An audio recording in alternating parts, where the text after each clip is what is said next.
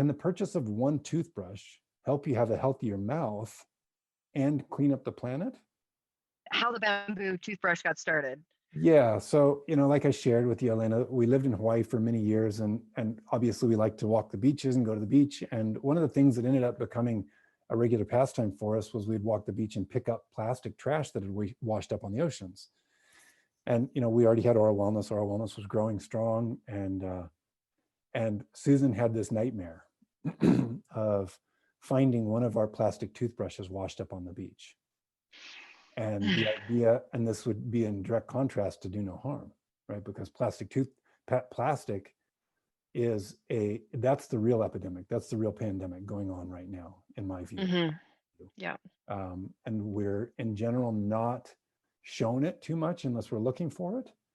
And so what we did was said, okay, we got to make it a sustainable toothbrush, right? So that led us to developing Brush Eco. But then we did something kind of vanguard, in my opinion. We decided that 100% of the profits from sales of Brush Eco, 100%, we donate to groups, projects around the world that are committed to cleaning up plastic pollution in the oceans. Primarily, we're extremely enamored with the Ocean Cleanup Project, and the leader of that, who's a young man named Boyan Slot. He's doing amazing work. But there are a lot of groups out there. We're big fans of the Sea Shepherd. There's a lot of different groups that are doing work to help the oceans be healthier for us all. Mm-hmm. And so 100% of Brush Eco profits go to funding. Between you and me, right where you are right in this moment, is exactly where you were meant to be. So, wherever that may be, just be. To be a new you. Hello, beautiful people, and welcome to the Joygasmic Life podcast. Your permission slip to raise your standards and live an even more amazing life. Now, if you're feeling like that's way out of the ball game and you're really suffering with like pain in your body, guilt, shame, anxiety, depression, like these emotions run a lot of people's lives, and that's not by accident. Our culture is set up to keep us in those emotions because it's easier to control people when they're in those emotions. But if you're on an awakening journey and you have recognized that those are there, you have taken the most crucial step to get out of that, which is to become aware that it's actually happening. It's time to awaken, to bring all the parts of yourself back to this present moment and explore the joy that is your life when you live full out, fully expressed, fully harnessing the joygasmic potential of your body and yourself. Anything is possible, and especially we are here to tell you that deep and fulfilling love is possible and is available for you when you choose that for yourself.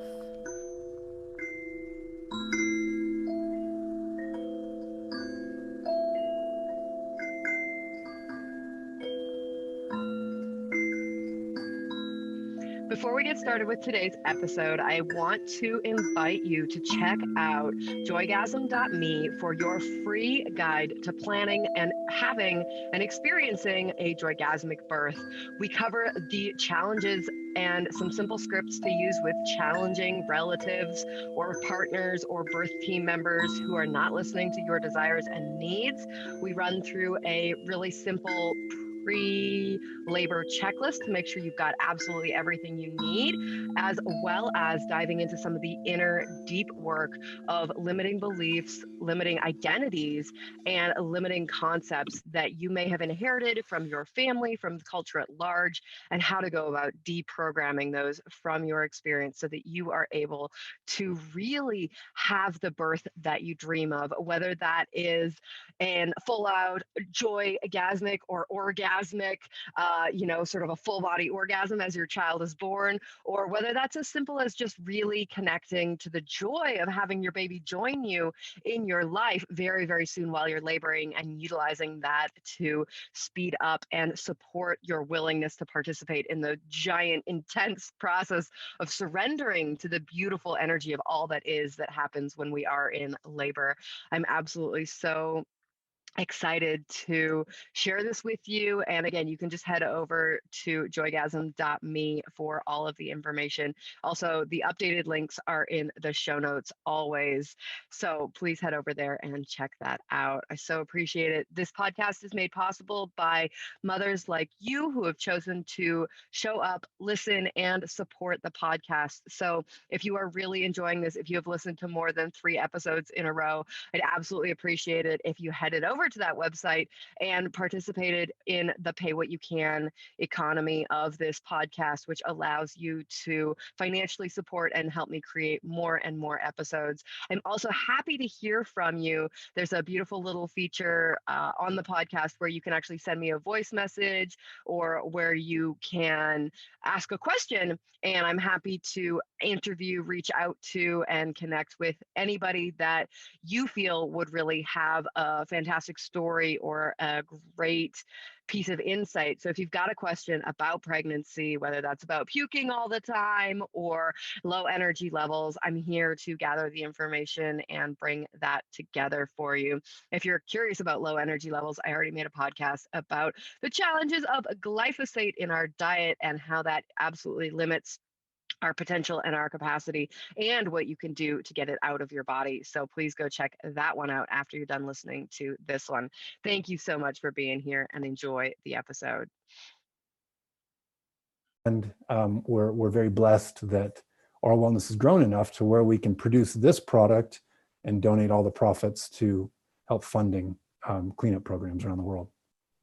That's incredible. And I think that's a great example of, a cooperative human-based capitalism, Correct. like that you were talking about earlier, where, you're selling things, there's products coming through, it's supporting Right. you and your family and whoever else is on your team. And at the same time, also supporting the cleanup of this products. And as somebody who did some ocean beach cleanup in Thailand, I have a memory of, it was like 15 of us. We pulled 50 garbage bags off that beach in about 4 hours, and we didn't even touch what was not on the surface, the stuff that was underneath. And I remember learning about the great garbage patches and just being like, what the flip? So, and I did a video recently about sort of this is like a joygasm alchemy video. So like when I hear these really terrible things, it's like, there's got to be a way to laugh about it and return our personal power to us. Nice. And so I did a joygasm alchemy video around the idea that recycling is a marketing tool that the plastics company instituted in the late 80s, early 90s to sell more plastic, to make people feel less ashamed about plastic, because people were waking up and being like, wait a second, there's so much garbage, what's going on? And so the recycling has been, it's like a greenwashing to make people feel okay about it. And if you've spent any time on beaches anywhere in the world, like it's a huge, huge, huge issue. So that's how I connected with you guys. And I was just like, yes, like they're making a great toothbrush and a lot of great products to go along with it. So thanks for giving me the voice here to be able to bring that forward. I appreciate that. Absolutely. Absolutely. My pleasure. Yeah. Thank you so much.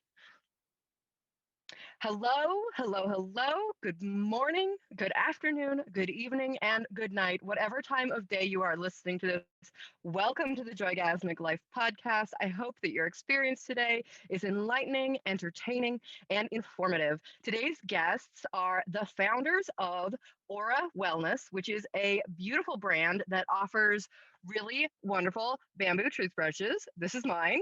I love them, and I feel really great about using them because they are not plastic predominantly. The bristles are still a little bit plastic, but the rest of it is totally biodegradable. And I came across them when I was looking for a more sustainable solution for my family in terms of toothbrushes. And I had encountered them once before through the blogosphere, not quite sure. And it actually happened that I encountered them just after they launched the bamboo toothbrush. They had an experience that was similar to my experience in Bali in Thailand.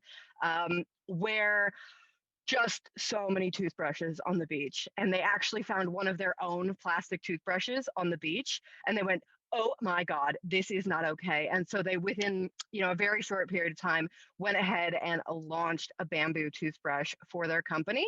And not only that, they offer some really incredible knowledge and wisdom around the experiences of mouth health. So we're going to address a bunch of things on the podcast today, many of which I'll go over some of the questions I have now. So you should be listening to this if you have been curious about why pregnancy, gingivitis, or tooth decay, or cracking and gum recession is such a big thing for women. The basics of the mouth biome and how essential oils help it.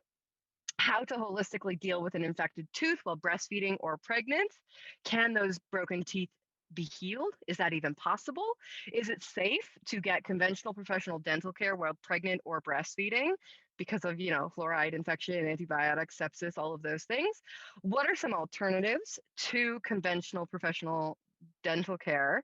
Professional in quotes here. I have some thoughts about dentists, but we don't need to get into my biases right now.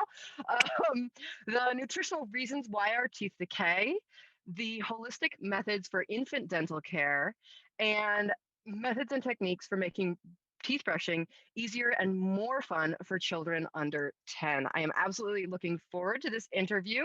I've been looking forward to it for months. I think it took me about 8 months to actually get these guys on the podcast. So I'm really looking forward to that, and they will be joining us very, very shortly.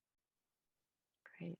Welcome to the Joygasmic Life podcast, Will. I'm so grateful to have you here today. You're the founder of Ora Wellness, and I talked a little bit before you got on about my journey to finding you, but I'm curious about your journey, yours and Susan's journey to creating this wonderful product line. You bet. Thanks for having us on, Elena. It's really a joy and a pleasure to come and share what insights we've made over the last decade plus exploring this holistic oral health world. I appreciate that you looped Susan into this because we are co-founders. We couldn't have done it without each other as far as developing the company and our product offerings that we provide the world. I tend to be the mouth.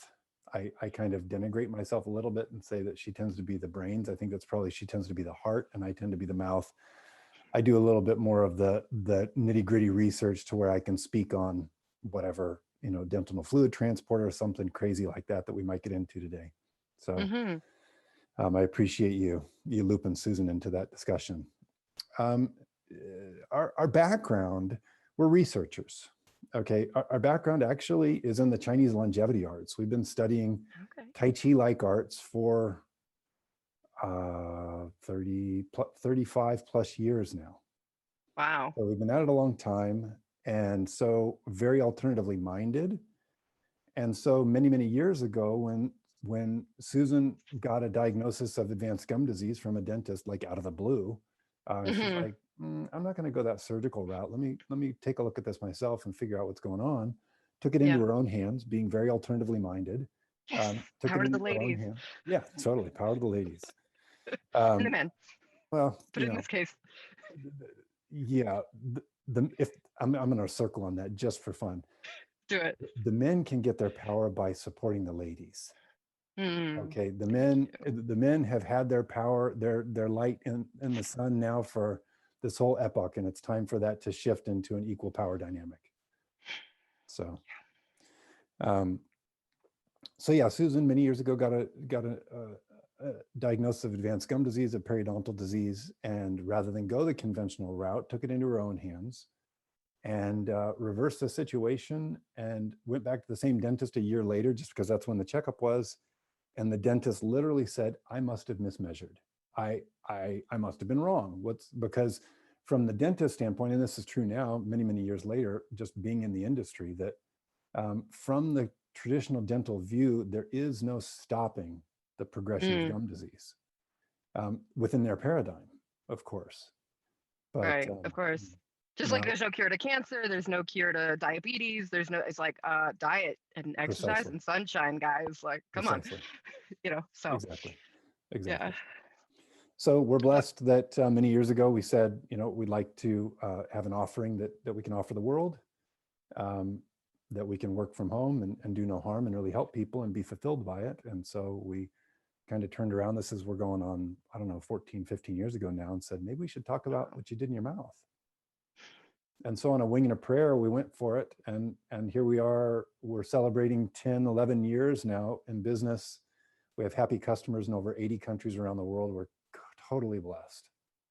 Wow, that's incredible. I love to hear stories like that. It's like personal health transformation, and then how can we give this to other people? You know, there's people know they should go to the dentist, like the conventional sort of dentist, and dread it. Why do they dread it? They're not quite sure exactly, but you know, to know that there's alternatives is absolutely incredible. And I know from my personal experience, you know, I haven't delved into the work that you're doing on quite that level, but I know in my early 20s, having sort of wisdom tooth impaction happening, oil pulling was a saving grace for me. You know, 3 days of oil pulling, my pain would go away. I'd forget about it. It'd come back. I'd start doing the oil pulling again, you know, which is like a human thing. And maybe, you know, the dedication is a big part of actually being able to do that transformation. We can get into that a little bit later, but, you know, just having even touched the very basics of what it is that you guys share, I know from my own experience that there's absolutely incredible results. So that maybe that leads us really nicely into a question I had, which is like, can broken teeth be healed? Can cavities be healed? Can periodontal disease be healed in your experience? So let's unpack them all, because there's a lot of misinformation out there on the net, as well as there's a lot of confusion in the cultural mind, if you will. Okay, so the cultural mind says that, for example, gum disease is not reversible. The cultural mind says that the only way to protect against tooth decay is to use fluoride. So what our biggest job and our biggest challenge actually as a company and our mission, our biggest job is to help people raise the bar of their own understanding, increase their awareness, to be aware of what might be possible. Now, on the far side of that, what I want to do is be very careful, because as a company, we don't ever want to proselytize false hopes. Okay, so I'm not going to come on your show here and say, yeah, if your tooth breaks in half, you can use our product and it's going to regrow. It's not the case. But what I am going to tell you is, to the best of our knowledge, and there's a lot that we don't know still, but to the best of our knowledge, how our bodies are able to heal and recover, and how one can support those natural healing processes or strategies or you know, techniques. So a broken tooth. A broken tooth is really problematic. Now, if we get a lot of outreach from families, and people are like, oh my God, my son just fell off his skateboard. And it's like, I don't know why it seems like boys are so reckless like that in general, but I think it's just like kind of like thinning out the gene pool. But it's a good guess. Good theory. Yeah. Testosterone, the impacts of that, you know. It's actually very toxic and poisonous in a lot of different ways. As we're seeing more and more in this age of transparency, thankfully. So if you break a tooth, it's not going to regrow from our perspective, okay, barring science of, you know, implanting stem cells in the socket and regrowing a tooth, which isn't that far away. It's not that much science fiction at this point. But aside from that, what's problematic for me is some people do have teeth breaking or cracking that wasn't like a traumatic, like my son fell off the skateboard situation. That's much more troublesome for me, because that's really speaking to more than likely a nutritional deficiency going on, and perhaps what we would call a loss of genetic momentum in their family line of nutritional deficiency.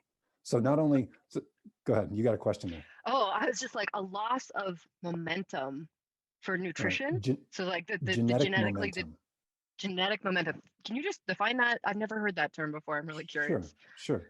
So let's just use us as an example here, okay? Yep.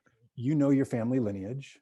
And if you look back in your family lineage and you look at your mom and you look at your grandma's home, and if you're lucky, you look at your great-grandma's home, were any of them using traditional food methods?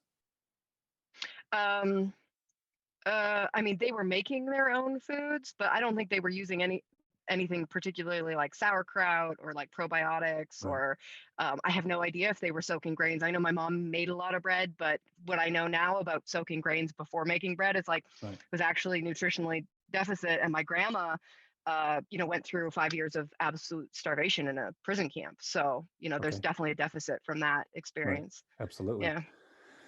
So really the telltale sign for me is if you can think back, because a lot of your community is young moms, right? Yeah. Yeah. Okay. Yeah. Women in their 30s, Okay. 40s who are having Perfect. kids. Okay. Yeah. So if you look back in your memory and you go to your grandma's home, did she have a tub of Crisco on her countertop? And if so, then you can go back at least 2 generations from you, 2 or 3 generations that have lost nutritional gems. Crisco is kind of the iconic wrong direction in our opinion. Right. Yeah. And when you say that, I'm like, oh, I remember my mom telling stories about like a bucket of sour cream that lived under the kitchen sink, which kind of grossed me out, but actually That's is a good. probiotic when I think about it. Yeah. Like that is a beneficial thing. Yeah. So Yeah. that's good. So you're not too far away. So if a person looks back and are like, well, like we had a young friend, a friend of our child's a number of years ago, whose dad was Balinese. Okay. Yeah. She would not be able to go back. She's like, well, I remember my dad having food straight out of the ocean and la la la. So she hasn't lost as much genetic momentum coming into what she is now dealt to deal with. So we're aware Right. of that the myth around genetics is like, oh, you're totally doomed to whatever your parents had. That's not true. We know that because of epigenetics. But what we do know is that epigenetics can only go so far. Okay, so what we are dealt is what we're dealt. Now we can maximize that potential or not, depending on how we show up. And that's the whole field of epigenetics.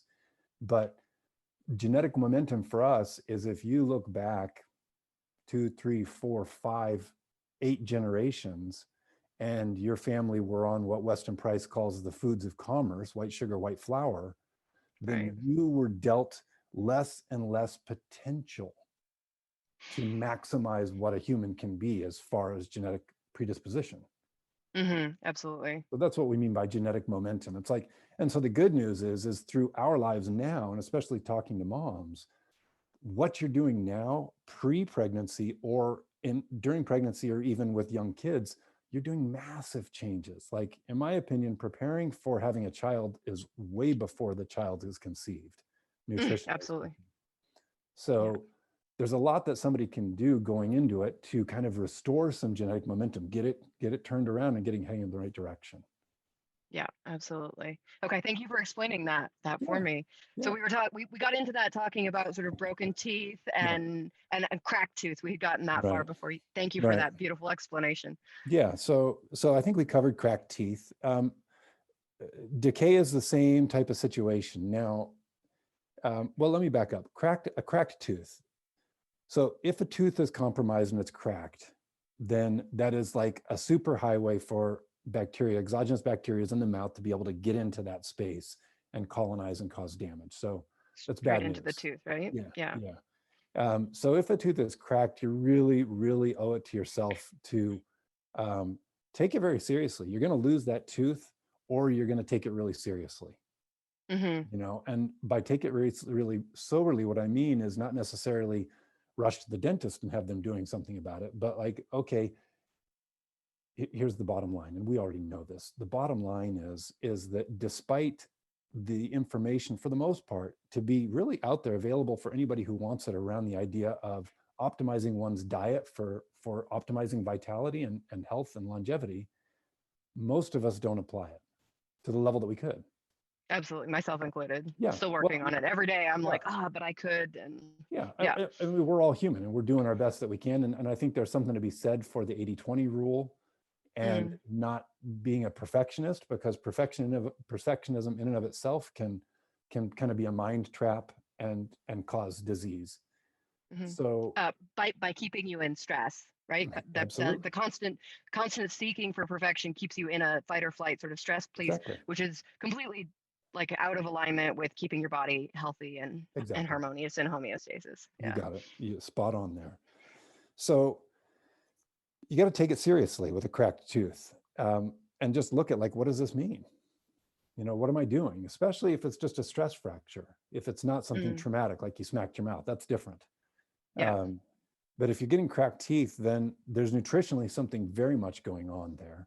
And more than likely, even mechanically something going on there, which we can get into later if you want, as far as the relationship between what's called bruxism and grinding and stress fractures in the teeth and a moderate sleep apnea, which is actually, we think of sleep apnea as being something for like overweight men, but actually small build petite women are a very underdiagnosed group of people that deal with undiagnosed moderate sleep apnea, obstructive sleep apnea, which causes the grinding, which can cause the tooth fractures. You literally just like outlined my mom, who's currently got like an Invisalign and is like rotating her teeth over a year-long process. It just blows my mind, and love her for her dedication, and maybe we can give some wisdom to that as well. Yeah. But so tooth decay can definitely be reversed. Again, at the risk of overstating something and maybe having some misunderstanding from this interview, you're not going to have a big cavity in your tooth and have that cavity regrow and refill. Okay, so once there is a big, in Hawaii they would call it a puka, once there's a big hole in the tooth, then that hole is there. There's no structure there to regrow onto. However, you can still remineralize that surface that has been demineralized by the bacteria that are responsible or contribute to the issue of tooth decay. So there's a lot you can do to remineralize existing decay. There's a lot you can do to remineralize your teeth and avoid future decay. As far as gum disease, that's really where we started and where we cut our teeth, pun intended. With Ora Wellness, that was our main focus, was all about helping the world address gum disease, because everybody knows about tooth decay because of dentistry, but very few people deal with gum disease because we're just not taught about it. Why? Because the dental industry, by and large, is built around the premise of drill, fill, and bill. Right. Yeah. Okay, it's all about decay. Yeah. So gum disease is kind of just like there's no real way to monetize that, so we're not going to go after it. That's a little bit jaded of me to say that, but I think that dentists are limited by how they're educated in dental school, unfortunately. Yeah, absolutely. And there's more stuff going on with gum disease now, which is a good thing. But here's the bottom line, okay? In the US, 97% out of all the people in the US, men, women, and children included, have some form of active oral disease. Active oral disease. That's tooth decay. 97%. Yeah. Oh my God. So tooth decay and gum disease being the lion's share of that. It's like you think of like, oh God, is that oral cancer? No, there's some people with oral cancer, but it's just infinitesimal compared to tooth decay and gum disease being the diseases that people have. And the sad statistic proves out that 1 out of 3 people 65 years old have no natural teeth left in their mouth. Now, you don't lose teeth because of tooth decay for the most part. You lose teeth because of gum disease. So gum disease is a huge elephant in the living room. Right. I mean, you think about all those commercials doing like mouthwash and gum that helps your breath and whatnot, like the bad breath, and correct me if I'm wrong, but like my understanding is the bad breath actually comes from gum disease. There's like bacteria sort of like in your mouth that are very common source. Absolutely. Yeah. So in terms of so let's dive in on gum disease, because that's a really big one for you. What can you define for me, like what exactly is gum disease, or and how do you help solve it? Sure. So gum disease, like many things that we're discovering now, is primarily in the beginning phase is a bacterial infection. Okay, so you think about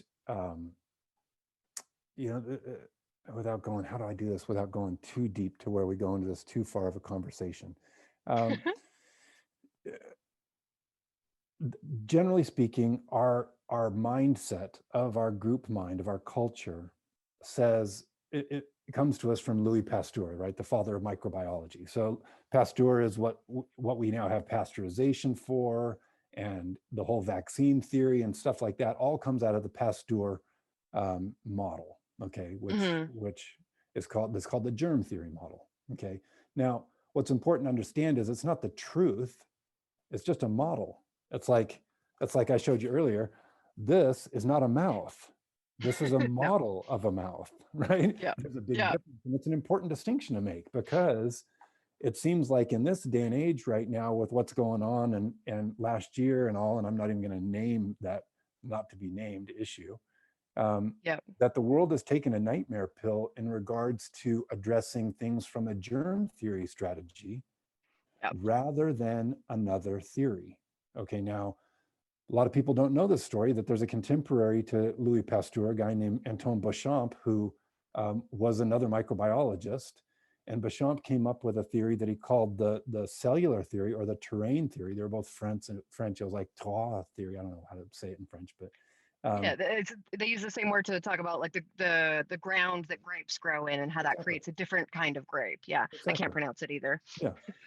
So the terrain theory says that, okay, microbes exist, but rather than taking the stance that Louis Pasteur taught and the whole idea of germ theory, which is we're basically helpless victims. If some germ, some virus or bacteria blows our way, then we're basically victims and we're going to get hit by it. Rather than that, what Béchamp said was, well, okay, it's true that microbes exist, but the terrain of what we would now call the microbiomes, the multiple microbiomes in and on our bodies, the terrain is of primary significance when navigating the path to wellness. Okay, so it's not about preventing disease, it's about creating wellness and creating vitality in one's immune system. Because as we now know from the innate immune system, as the host immune system becomes robust and vital, it can be like, boom, like, no, you have no place here, virus, you have no place here, bacteria. Okay, now that said, okay, back to your question about gum disease. Gum disease, in its inception, is a communicable disease. Okay, we pick it up from. I get it, but I'm just like, yep. Bear with us here. So I will. We call it the 3 Ps. Okay, parents, partners, and pets. These are the 3 what we call vectors of contamination, or routes that somebody gets these periodontal pathogens or gum disease pathogens in their mouth to start with. Parents, obviously, sharing a spoon with a child.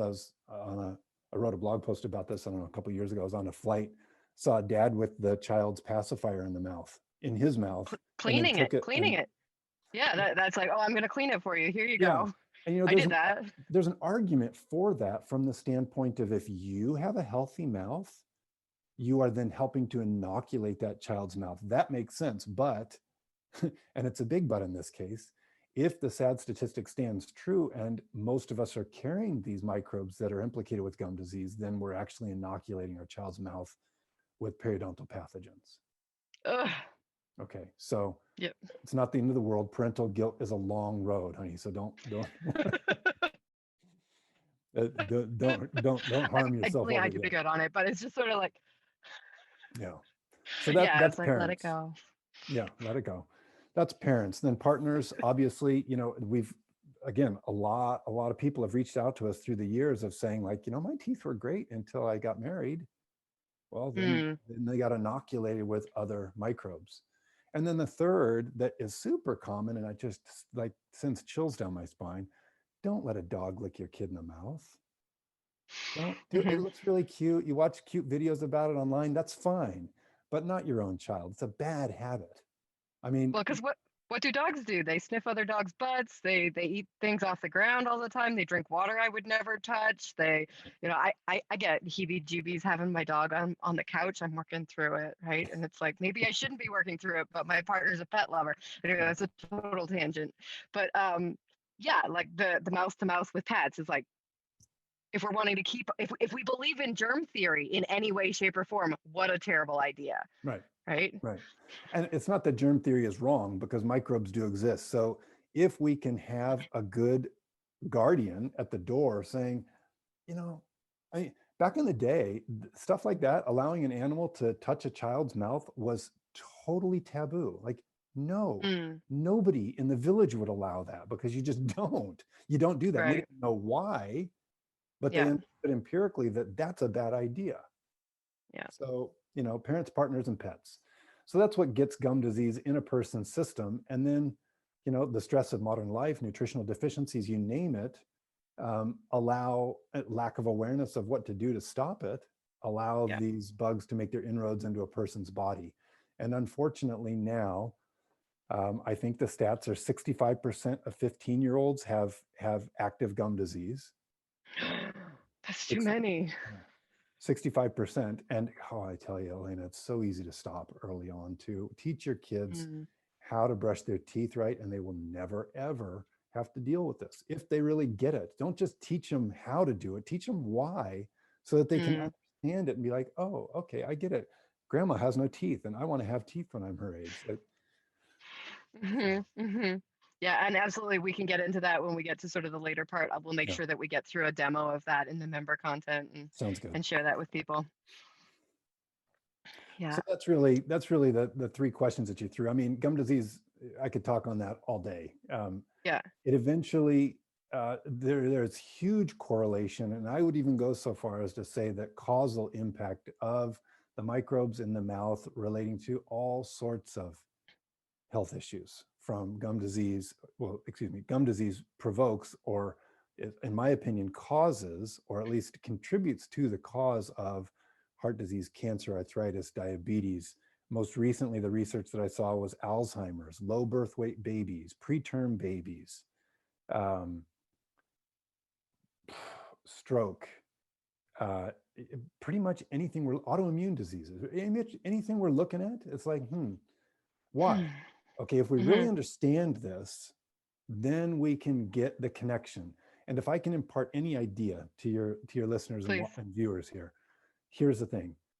There's a myth that's a lie in our culture that is very, very unhealthy. And the myth is this, that the mouth is not connected to the rest of the body.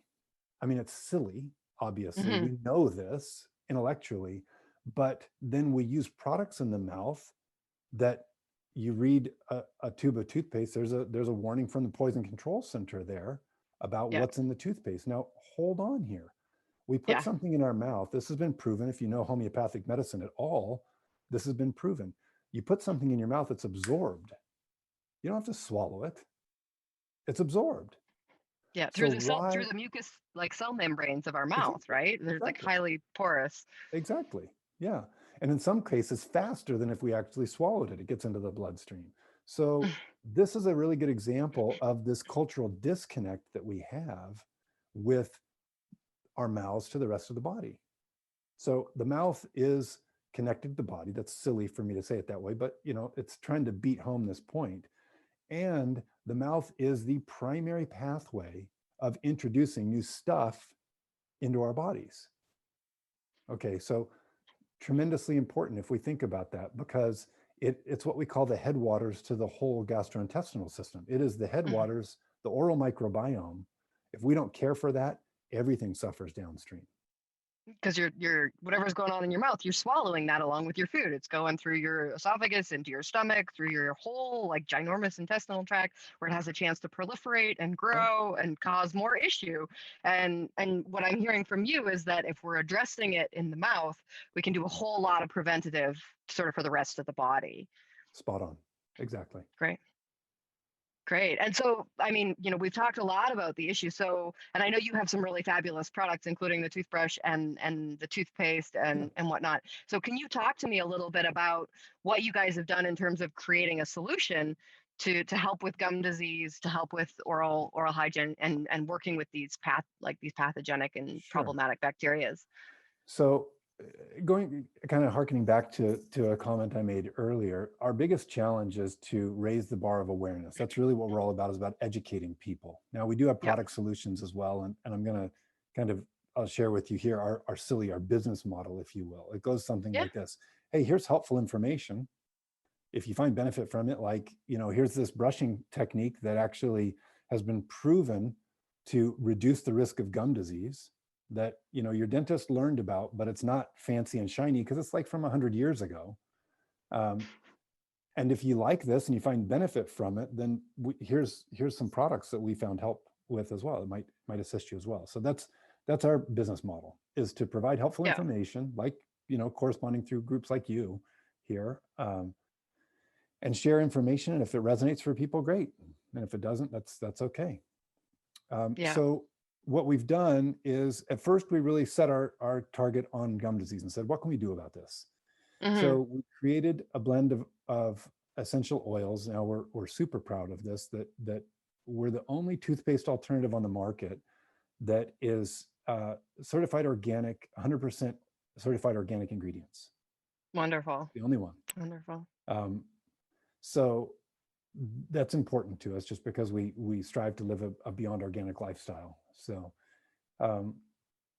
we really targeted this from the standpoint of, what can we do to assist the body in disrupting and disorganizing these periodontal pathogens without harming the oral microbiome. Mm-hmm. So that's what we've come up with. And thankfully, we've been at it for a long time, and we have happy customers all over the world that sing our praises, and dentists scratching their heads saying, I don't know what you're doing, but keep it up. Yeah, I mean, your website is full of testimonials like that, just like, of people's stories. They go back to their dentist goes like, what are you doing? Because the thing was there and now it's not. And that's impossible from my mindset, right? But people are literally having, challenges reverse through using these products. Absolutely. So then, we dug a little deeper, and we also found a brushing technique that I shared, that I believe we're going to cover a little bit later, that is proven to clinically reduce the risk of gum disease. There's a fun story behind the fella that did it. He was a medical professor and a physician. He was a parasitologist, so he had a microscope. He was actually the first person to carry a microscope west of the Mississippi River, to kind of put it into a time context for us. Okay. And he was diagnosed with advanced gum disease, and his dentist said, well, it's time to pull all your teeth. He's like, oh, wait. What are you talking about? Hold up. Yeah. So he's like, oh, I've got a lab at home. I'm going to go study this myself. And sure enough, with his microscope, he was able to identify a lot of what we now know as the periodontal pathogens, what we call the thug bugs. Okay, they're not really bad per se. When we first started Ora Wellness, we were talking about bad bugs, and it's like, that's not really accurate, right? Because as we dove more into the idea of Béchamp's terrain theory, cellular theory, we realized that everything serves a purpose, but it's when they get out of hand that they colonize, they get their numbers up too big, and now they're really problematic. So we call them thug bugs. So because they're beating people up in the mouth, right? Yeah, because in small numbers it's no big deal, but when they're starting to riot, it's bad news. Got it. So this technique, this brushing technique, is specifically designed to disrupt and disorganize thug bugs where they like to colonize. And in doing so, this doctor went back to his dentist years later, no problems, died an old man with a full set of teeth in his mouth. So that's the proof we have. And the fact that every dentist is introduced to the idea, but I'll say this online, but that toothbrushing technique does not fund their dental schools. Their dental schools are funded by new research from new companies that have new things to sell. So it kind of flies under the radar, and people don't get to learn about this very empowering, very simple technique.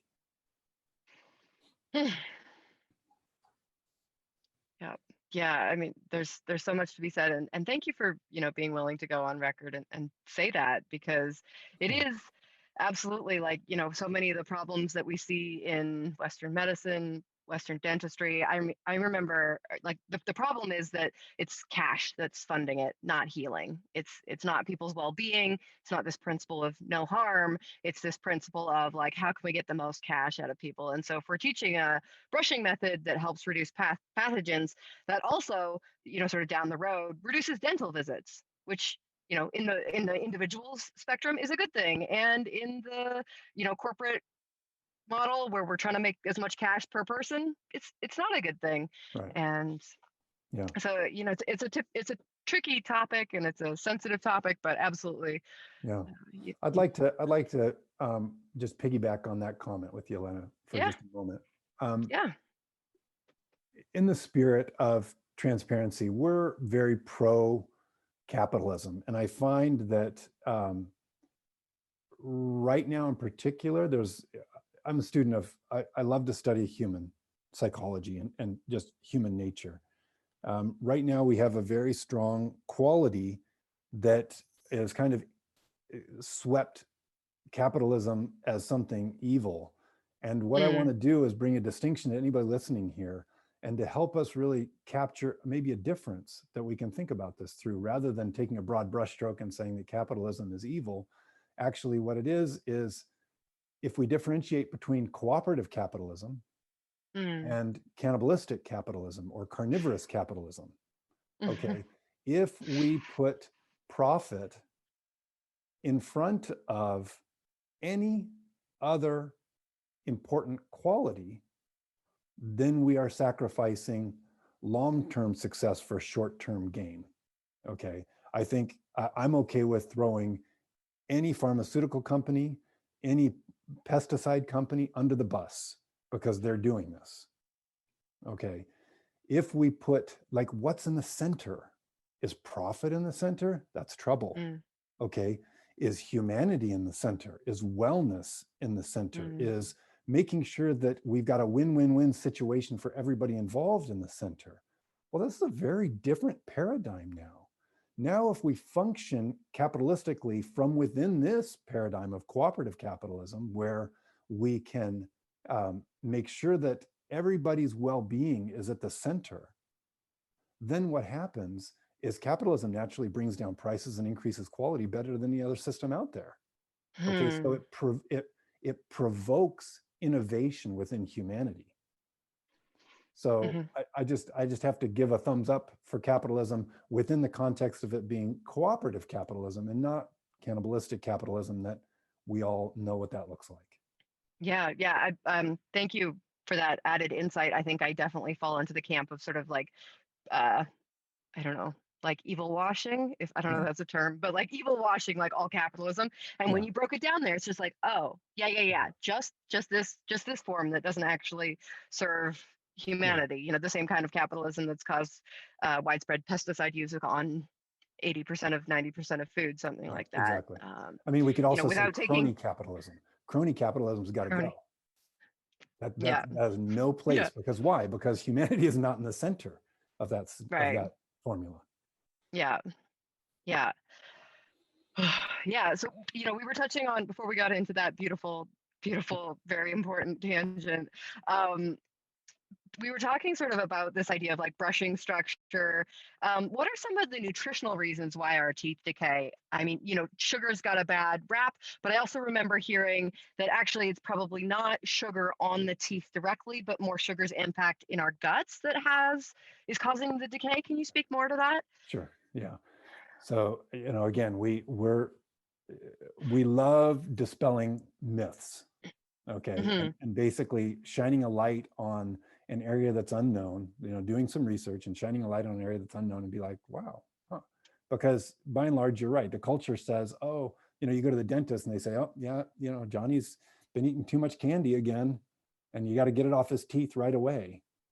And they're overlooking research that was done 50 years ago now by a guy named Dr. Ralph Steinman. Steinman was one of these crazy researchers that, I don't endorse this type of thing of testing on lab animals, but for God's sakes, let's learn from it, since it's already been done, so it doesn't need to be done again. Yeah. Steinman tested out and identified the diet that he could provoke tooth decay in rats, and the diet that he could provoke a resistance to tooth decay in rats. Okay.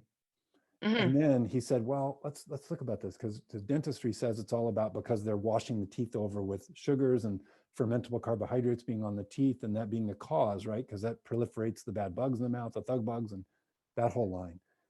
So Steinman said, well, what if we fed them like straight through a gastric tube into their stomach? And they all still got decay. Okay. So what he discovered was that the diet, not just the diet, but let's stick with that for now. The diet influences an imbalance in our blood chemistry which affects certain internal pathways, particularly the hypothalamus that goes to the parotid gland. The parotid gland secretes compounds, including saliva, into our teeth. So we have a flow. Our teeth are alive. Okay. They have a flow of fluid going into them and pushing from the inside out if the system has not been hijacked. And you hijack it nutritionally. Okay. So this was done, again, over 100 years ago by researchers, Edward and May Mellenby, when they discovered vitamin D. They realized that if they put kids, can you hear me? You good? Yep. Okay. Yeah, we just had a quick freeze in there, Cool. and it looks like it's okay. Okay. Yeah. So Edward and May Mellenby, 100 years ago, these are the folks that discovered vitamin D. Okay, and they did research on orphan children, and what they found is that if they fed kids a diet that included regular oatmeal, they'd get decay. So here's the bottom line nutritionally. If we have too much sugar in our diet, and I would even say that sugar is the poison that we all consider it to be, but we're all hopelessly addicted to it. And until we step up and say, hi, my name is Will, I'm a sugar addict, that's step one, right? We have to acknowledge the addiction so that we can start to make amends with it and make peace with it and move through it and make a different choice. So that's one of the places where I love to help people in terms of, it's great. It's wonderful to see people just like, yeah. And the change is profound once you make that shift. Yeah. You know, absolutely. I mean, for myself personally, like when I even like like fruit that has lots of sugar in it, it's like I put too much of that in, like I don't give a crap about anybody. Yeah. Got this like wall in front of my eyes that says like, I don't care. Where's the sugar? You know, like where's the sugar? And that's it. When I cut it out, I'm like much more compassionate. I don't get as angry. I don't feel as grumpy, like sleep better, so many things. Okay. So the sugar in the system is causing issues. The sugar in the system is causing the system that naturally cleanses our teeth to be reversed and actually suck these bacteria, the thug bugs, into our teeth. So it's called dentinal fluid flow. Okay, dentinal fluid, like a dentin, like a tooth, right? Dentist. So dentinal fluid flow, there's a fluid that flows through our teeth that when our blood chemistry is balanced, which is primarily impacted by sugar, and let's say excess grains as well, because grains are sugar. Excess carbs is, acellular carbs are sugar biochemically. So there's no difference. So we really have to bring those way down if we want to get our blood chemistry balancing out to where this dentinal fluid flow is actually now naturally going to cleanse the system, cleanse our teeth, and help maintain healthy dentition instead of giving the thug bugs a ride into the interior of our teeth. I know. It's kind of a heavy one. It's hard to hear. It's hard to hear. Like I'd heard that through a podcast I listened to with Nadine Artemis, and I was like, oh, okay, like it goes one way, it goes the other way. And I kind of, I heard it, but then I sort of like, I want to push it away. I don't really want to hear that because, carbs are lovely and sugar is delicious. And, and also understanding they're not great for us. And, vegetables are also delicious. And, carbs in moderation are still delicious. They're just in moderation. It's so 2 points that I have there. It's the inner child within all of us. It's the immature one within all of us that is like, that sucks. I don't want to listen to this anymore. Because just, we don't want to hear that. We want to be able to, and it's actually a quote from Steinman, we want to be able to eat our cake or have our cake and eat it too. It doesn't work. Okay. It's not going to happen. The other point what was the other point I wanted to bring up there? I lost it for now. We'll see if it comes back. It's okay. So you were talking about, so that, when you have sugar, you're like, you're basically, your brain is hijacked. Well, this has been proven. You probably know this already, Elena, that that's actually from chemistry, from the bugs in our gut biome that are producing chemicals that make us crave what they want. It's actually not so much us being Will but it's us being Will and all my microbes, the community of us that are speaking here. We're a multiplicity for sure. Yeah, and absolutely. I remember at some point in the past, I connected those dots, and I was like, oh, it's not really like me, Elena, that wants to eat those Right. things. It's actually like microbial die-off in my system saying we haven't had this in too long, and many of us are dying. Please feed us, you Right. know. And it's Right. like, well, in theory, I want to have compassion for those microbes, but actually, they make me a bit of a jerk. So I think I'd rather let them die off and not be a jerk. um, but also I connected that, you know, so we think about sort of the English, the like England and its conquering of the world, and what Mhm. did they use? They used tea and sugar. Yeah. That was what they brought to all of these places. And it's like, oh my gosh, like maybe it's not actually humanity that's like the plague on the earth causing all this destruction. Maybe it's the thug bugs in our guts that are like, give me the sugar, give me the sugar, give me the sugar, that's, you know, causing human beings to cut down vast tracts of rainforest to grow sugarcane or whatever Wow. that might be. And it's like, Yeah. oh wow. So that for me, that freed me up from the concept of like humans are bad or humans are some causing some sort, because, you know, when I started waking up to all this thing, it's like, fuck, humanity's kind of awful. What are we doing?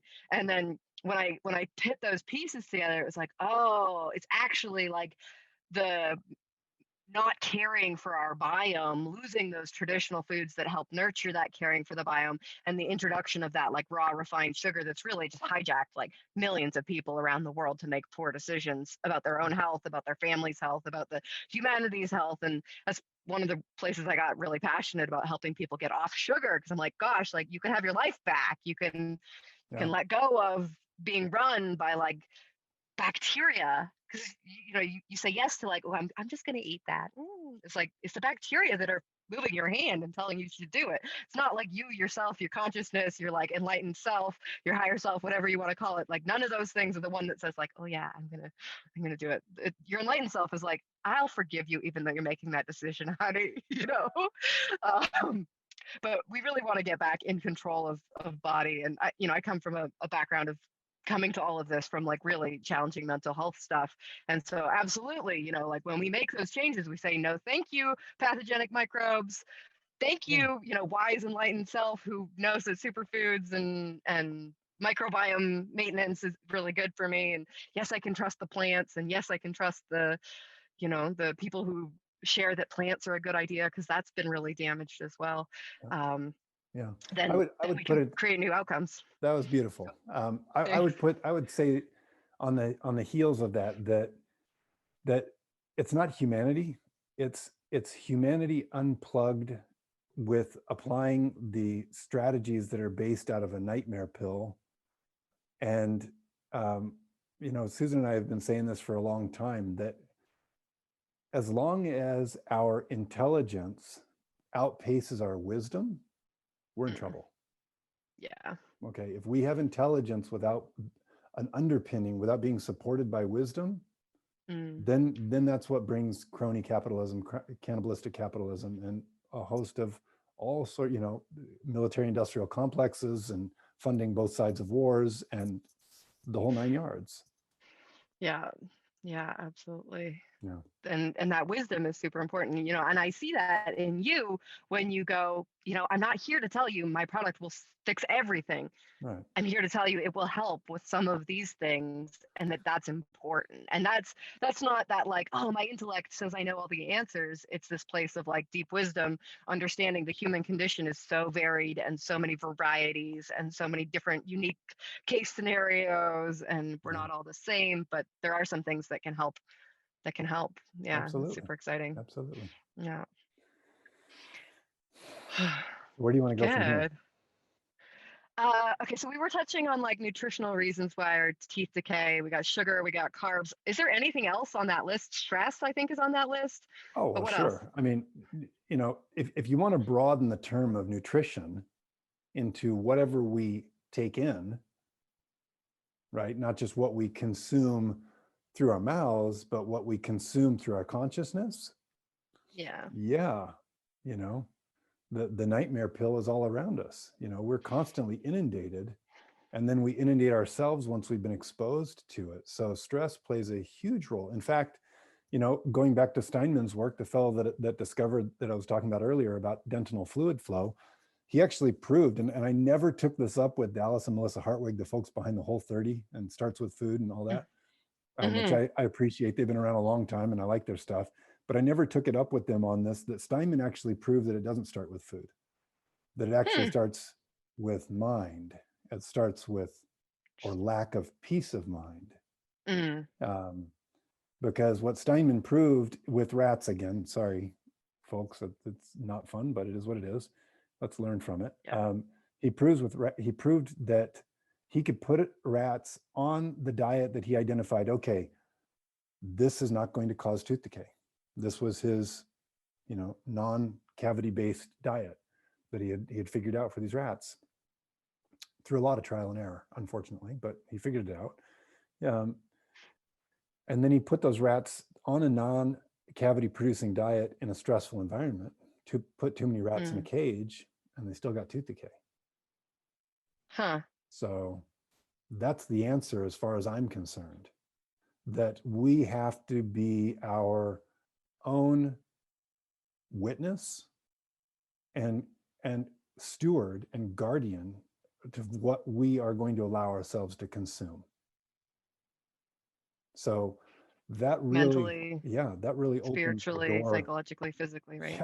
Yeah. I mean, that's a very, very broad subject and well beyond the scope of kind of how do I stop tooth decay? But that's really where our hearts lie, because as we've dove deeply into this one rabbit hole, we've realized that the biggest problem is that we don't know what we don't know. And that the information, for the most part, is available for a lot of different stuff, but we want to delude ourselves and lie to ourselves and pretend that I know. As soon as we say I know, like, again, our background is we've been studying Kung Fu for a long time, okay? So very much of a student's mind. And the way that we view this is, as long as we are a life learner in mind, as long as we say, I don't know, we're growing. As soon as we say, oh, I got that, I know that, we have limited our upside potential to learn it more. So be curious, be inquisitive, be like, I wonder if there's a way to, like you started this conversation, I wonder if there's a way to stop tooth decay. Good question. Let's explore it. Boom, boom, boom, boom, boom. Oh, look, here's some strategies. Right? There's a lot of that, I think. But if we continually consume indiscriminately what society, parentheses, industry, wants to feed us, then good luck finding the path to health and happiness. Yeah. I mean, it's kind of like, oh, there's one path that heads over the hill and down the meadow and towards a nice little beautiful creek, and there's another path that heads through scary woods. Good luck finding health and happiness through that scary woods. It's like, and it really comes down to, like, what kind of information are you choosing to put into your brain? What kind of wisdom are you looking at? Are you listening, not to be rude or stereotypical, but are you listening to your, like, overweight smoking doctor or dentist about what you should be doing about health? Or are you listening to somebody who has resolved their issues and is vibrant and healthy as a result of resolving those issues? Let me think about that one for a second. Right. And it's unfortunate how much we've been trained to listen to, the experts as Western, society defines experts. Exactly. People who've gone through lots of school rather than people who have made their whole passion, their whole life, the pursuit of that. Yeah. So, we talked a lot about the mouth biome and these sort of thug bugs, but how exactly do essential oils help do that? You said without damaging the natural microbiome of the mouth. Like, how does that actually happen? Right. So this is a fine line, and there's a lot of misinformation on the internet about this. And because really one of our primary, like our fundamental tenets to our company was to do no harm, I really needed to dive in and make sure on just a soul level that I wasn't proselytizing a snake oil, not a fish oil. You can see where maybe I need to go get some fish oil, but that I wasn't proselytizing a snake oil, but actually was doing something that was really helping. So we did what we always do, and we dove into the literature. And there's a fellow by the name of Dr. Marsh. He's a PhD that works at the university. It's a dental college in London. I think it's Leeds Dental College. He's literally the guy who wrote the book on oral microbiology. Okay, so we went to Dr. Marsh, Professor Marsh's work, and took a really deep dive on this information and identified what he calls the ecological, what is it? It's the ecological something theory. It escapes me right now, but it's essentially that our job, and this is how we've distilled his work down, our job is to be a good steward. Oh, I got my, here, this is good. I got my toothbrush here. Our job is to be a good conductor of the symphony of microbes in our mouths. Okay, so how do we do that? Through various different strategies, and essential oils we found to be one of those because we've been using plants for a long time. Humans and plants go way back, obviously, and plants are our friends. And it's different than, well, let's just take a look at it. I'm not gonna burn Listerine here, but let's just tell a little bit of a story of the history of Listerine. Okay, Listerine way back when was a fairly good product. It was too strong. It was harming the oral microbiome because of its strength, in my opinion, but it was a good product in that it was based in plant essences, right? If you look at original Listerine, it was like thymol, right, from thyme. Listerine was based in plant essences, but then, like we were talking about earlier about capitalism, greed got in the way, and they said, we can kill everything in the mouth with alcohol, and so they changed their formula. Okay, and they threw out the baby with the bathwater. They lost the inherent intelligence of the plant essence and sacrificed it to just chemistry. So essential oils, in our opinion, play a really important role in a number of ways, okay, in the right concentrations. And that's important because anything is too strong, everything in moderation, right? The dose makes the poison. So in the right amount, in the right dilution rate, essential oils can be very effective to help suppress periodontal pathogens and the thug bugs implicated with tooth decay without disrupting the native ecology in the mouth. And what essential oils also do, and specific essential oils do this, is that they have a quality that's called adhesion inhibition, which essentially means that if you use these, it's going to be more difficult for thug bugs to adhere to the surface of your teeth and into your gum tissue to be able to colonize that area. So adhesion inhibition is an important component to our formula of the Healthy Mouth Blend. I mean, we made that truly out of just prayer. I mean, it was prayer and research. We want to bring a product forward. What should this product contain? And drawing heavily from our experience in the Chinese longevity arts, we said, let's make it a balanced formula. A lot of other formulas out there are not made with warming and cooling oils, so they can imbalance the system over time, in our opinion. I could go into the Healthy Mouth Blend a lot more, but I think that kind of addresses your question there as far as the role of essential oils, in particular the dilution rate and which essential oils and why. We've got that all listed on our site if your community wants to check it out. We explain all the ingredients and why and the research behind it. Wonderful. I'm curious because you mentioned adhesion inhibition. One of the other terms I've heard in relation to mouth microbiome and fighting off those thug bugs is quorum sensing, and that essential oils help prevent that quorum sensing, which is the ability for those thug bugs to sort of get to a critical mass where they're starting to do really terrible things in the mouth. Right. So it's that a little bit. Yeah, let's explore quorum sensing a little bit. It's a fascinating one. So let me back up one step and say, again, going back to that premise of being a good conductor of the symphony of microbes in our mouths, we leverage several strategies to just be that good steward, to be the good steward of our oral microbiome. So part of that is strategies to disrupt and disorganize the thug bugs as they try to colonize.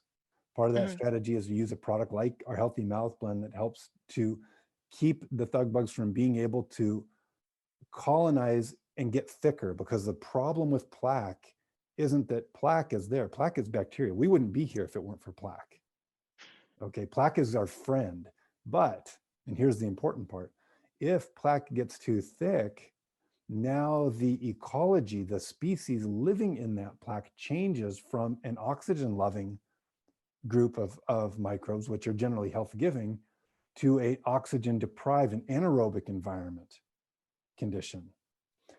So now if you are dealing with anaerobic thug bugs, these guys are the periodontal pathogens. These guys, strep mutans is an anaerobic pathogen.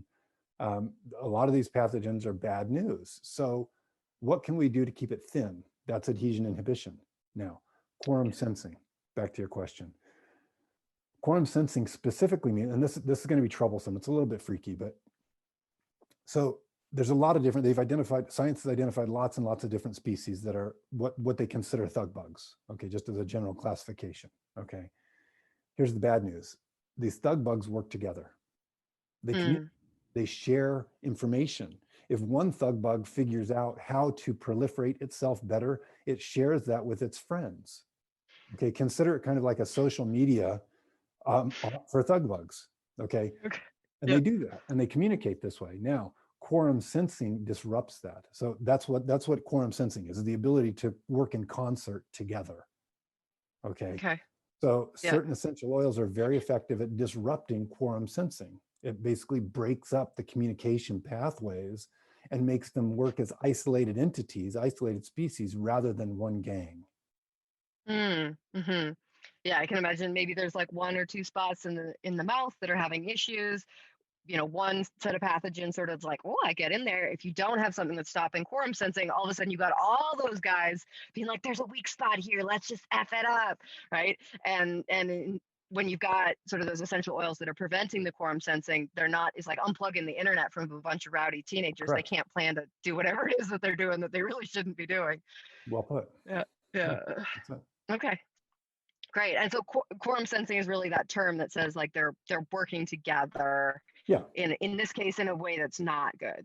Right. Well, I mean, quorum sensing is just a general term. It can be for probiotic species too, right? Because our bodies learn from probiotic species too, and probiotic species communicate with one another. But what we do want to do is disrupt the quorum sensing, in particular with the thug bugs, as we're dealing with establishing a healthy balance. You know, what we call balancing our oral flora, right? So our background is from Hawaii, so you know, we're like, oh, let's go with the flower theme. So, so oral flora caught on for us. And so to be a good conductor of the symphony of microbes in our mouth means to learn strategies, how to steward and shepherd and be a good steward of our oral microbiome. Wonderful. Yeah. So I'd love it if we could dive sort of deep into pregnancy specifically, because that is a lot of the place where a lot of my moms come from. So, you know, I go on these sort of mom groups, and it's really, really common to see women go, my gums are bleeding all through my pregnancy. My teeth are terrible post-pregnancy. Yep.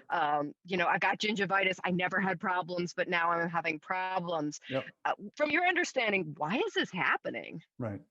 So if a mom never had gingivitis, so gingivitis is bleeding gums, it's early signs of gum disease. Okay, that's our kind of our telltale sign. You can argue with a lot of other things, whether your gums bleed or not during floss. There's no arguing with that. So they either do or they don't. So that tells you a lot. So if a mom never had gingivitis before she was pregnant and then started having gingivitis, that's problematic on a number of fronts. Okay, number one, because gingivitis essentially occurs because the skin, so thug bugs get down into the gum pocket. Let's see if I can do this with my sleeve. Okay, so that's too long of a distance, but here's my tooth and here's my gum tissue. Okay. Yeah. So thug bugs like to live down in this fold of skin, the gum pocket. Okay. And they get down in there. And if you have gingivitis, what has happened is the body has sloughed the surface layer of skin at that spot and tried to get rid of the thug bugs, which unfortunately now the thug bugs have access to your bloodstream. So let me know when you're back. Sorry. Yeah.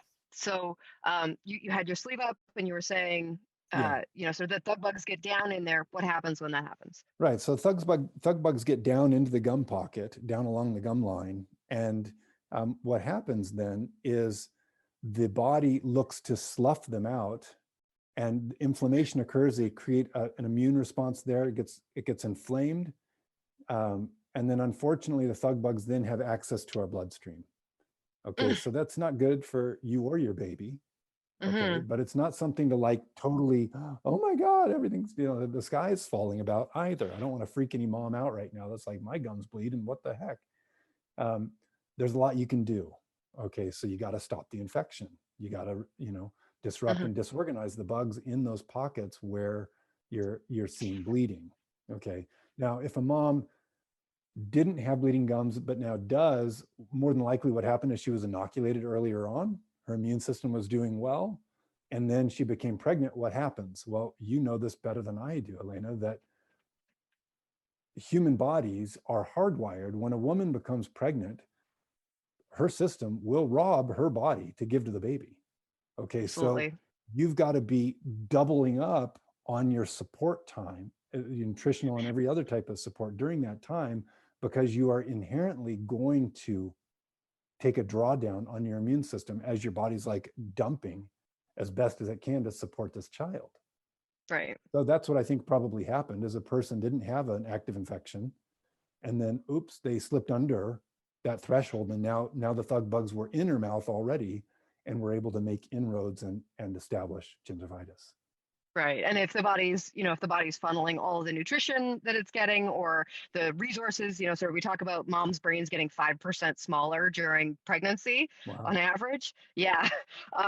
Then, like that's all the omegas leaving. That's where we get sort of the forgetfulness and stuff like that comes from moms. And it's also responsible for some of that postpartum depression experience often as well. Sure. I mean, trauma during birth process as well, but definitely nutritional deficiencies.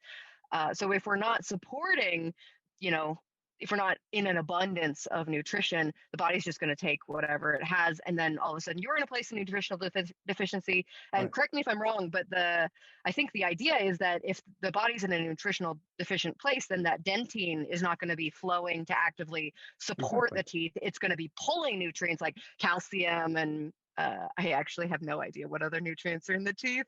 You could fill that in for me. Phosphorus. Yeah. Thank you.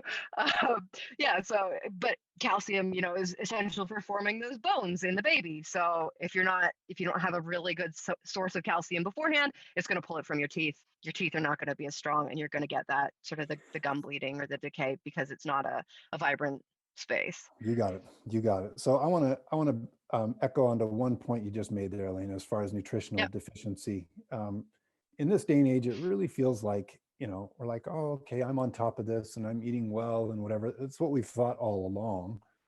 Susan and I were joking around with some friends yesterday about like, yeah, we thought we were doing right when we were like eating a fructose and hordes of tofu and stuff like, oh, wait, this is not necessarily what we want to be going. Anyway, so my point is that if we look at the work of Dr. Weston Price, which I'm sure your community is aware of by now, here's what I drill down. One of the main nuggets of information that I take away from Dr. Price's work is this: Indigenous peoples living on their indigenous diets ate 10 times the fats and 4 times the minerals than average industrialized peoples in the 1930s. Now, mind you, that was before the low-fat propaganda blitz hit the scene. That's when our grandparents were eating butter all day long and stuff like that, right? So they were eating fat. Indigenous peoples ate 10 times the fat, 10 times. And when a couple was coming close to time, oh, this couple is coming together, they're going to become a family, special foods were reserved for the couple to support their future generations. Yeah, absolutely. So we really have to take a lot of focus on the point of fats in our diet. And that's healthy fats. And you owe it to yourself and your child and your children, your family, to figure out what's involved with what that really means. And don't stop if you don't, there's a lot of good resources out there for information about quality fats now, but they're tremendously important. Yeah.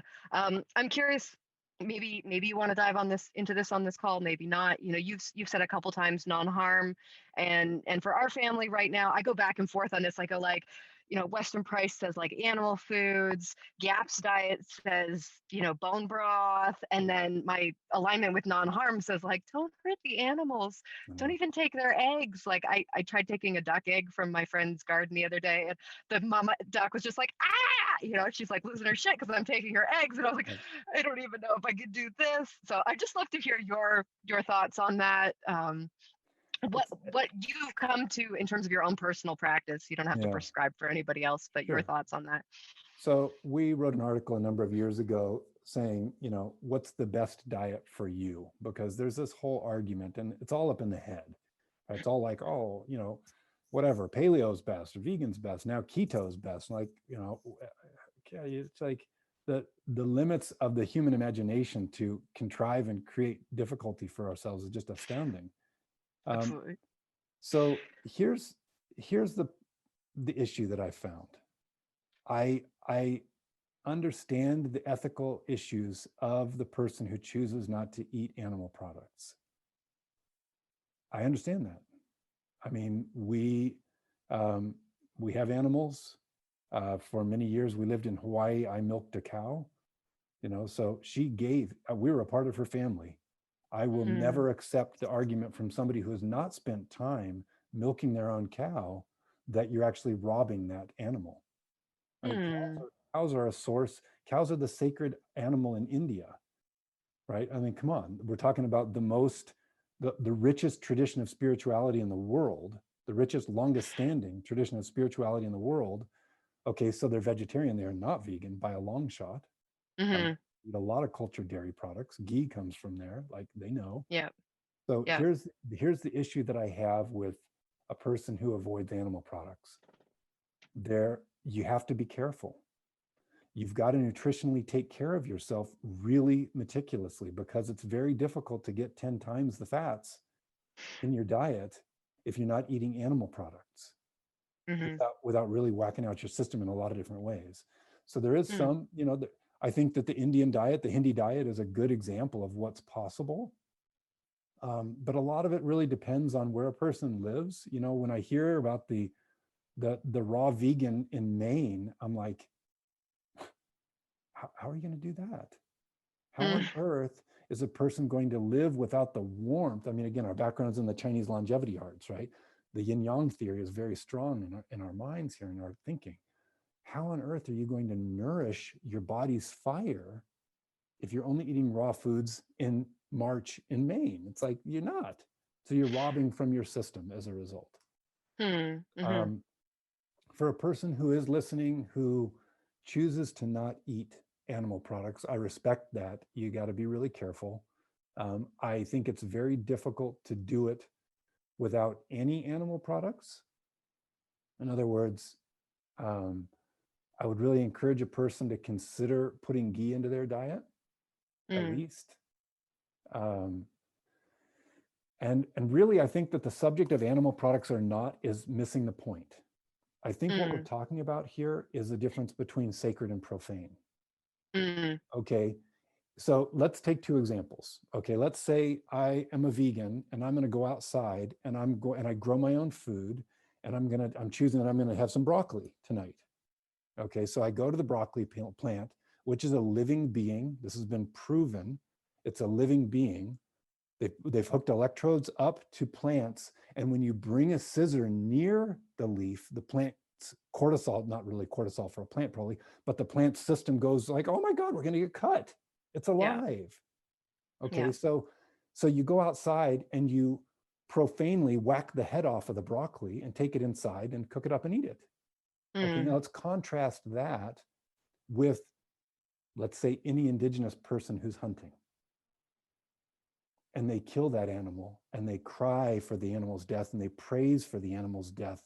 And they thank their divine nature for the gift of that animal to give them life. And they recognize that they will die someday as well. and that ashes to ashes, dust to dust, and we all end up in the grave. And it's the cycle of nutrients around the earth plane. It is a dilemma of being on the planet. Mm-hmm. And so really, I think it's not a matter of meat, no meat, what diet is best. That's all mind stuff. Mm-hmm. It's really a question of, am I conducting myself in a sacred manner as best as I can? Mm-hmm. Or am I acting profanely when it comes to what I'm putting in my body? Yeah. Yeah. And I think the cow example that you gave earlier is a really great example in terms of, there's a difference between becoming a part of the cow's family, right? Milking her every Absolutely. day. I haven't personally ever milked a cow, but I've heard That's a stories that blast. they can be quite temperamental if you don't approach them right, if that oxytocin's not, I've heard stories, right? It's just like, it seems like pretty challenging thing if you don't have a really beautiful relationship with that cow. And there's a really big difference, in terms of the sacredness of that relationship compared to, let's say, factory farming, where Absolutely. there's absolutely massive amounts of abuse that's Right. happening to the animals there, right? And those are radically different things. And you can absolutely source those foods in ways that are kind and supportive. And the halal tradition of meat is absolutely like carries that forward, Correct. to the degree depending on the practitioner and whatnot, but Right. brings that forward. Exactly. And I think your as an point is a idea. good one there, Elena, that, I think we could, and it's kind of an interesting one. I'd never put this together, but if we look through the lens of sacred and profane, and then we look at the two different examples that we've talked about here today, about the idea of capitalism, or, oh God, capitalism is evil, and what else is an option, Mm-hmm. right? Versus dietary options. Actually, what we're talking about here is, can we conduct something, whatever we're doing, can we conduct it with an energy, within a mindset, within a heart space of winners all? Or are we really playing in a zero-sum game where if I'm going to benefit, then you've got to lose? Yeah.